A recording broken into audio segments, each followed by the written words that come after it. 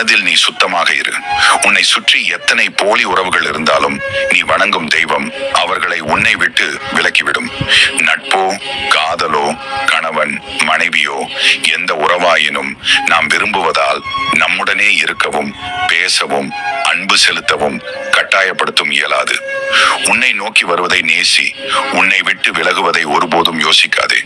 வழி தந்த சிலரை மறந்தும் குறை சொன்ன சிலரை மன்னித்தும் துரோகம் செய்தவரிடம் ஒதுக்கியும் காயப்படுத்திய சிலரை கடந்தும் சென்று விடுங்கள். வாழ்வில் நல்லது செய்ய பல பாதைகள் உங்களுக்காக காத்திருக்கின்றன. மாற்றங்கள் நிறைந்ததுதான் வாழ்க்கை. ஆனால் ஒரே நாளில் எல்லாம் மாறிவிடாது. ஆனால் ஒவ்வொன்றாக நிச்சயம் மாறும். ஒரு நாள் உங்கள் வாழ்க்கையும் நீங்கள் விரும்பியதை விட சிறப்பாக மாறும். கவலை கொள்ளாதீர்கள்.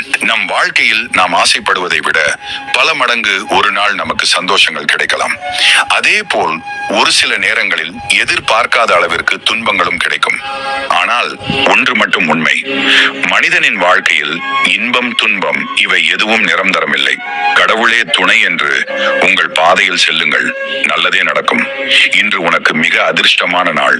நீ நினைத்த ஒன்று இன்று கண்டிப்பாக நடக்கும். உன் அப்பன் ஈசன் நான் நடத்தி வைப்பேன்.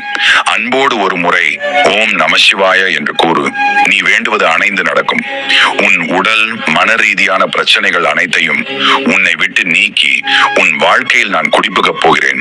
உனக்கு துணையாக சிரித்துக் கொண்டே துரோகியாக இருப்பதை விட முறைத்துக் கொண்டே எதிரியாக இருப்பது எவ்வளவு மேல். வாழ்வில் சிங்கம் போல் இருந்தால் கைத்தட்டல் வாங்கலாம். குரங்கு போல் இருந்தால் குட்டிக்கரணம் தான் போட வேண்டும். தனியாக இருக்கிறோம் என்று கவலைப்பட வேண்டாம். தன்மானத்தோடு வாழ்கிறோம் என பெருமைப்பட வேண்டும். திருந்துபவர்கள் திரும்ப திரும்ப மன்னிப்பு கேட்க மாட்டார்கள். திரும்ப திரும்ப மன்னிப்பு கேட்பவர்கள் திருந்தவே மாட்டார்கள். எப்போதும் நினைவில் கொள், இப்பொழுது இருக்கும் நிலைதான் உன் முடிவு அல்ல.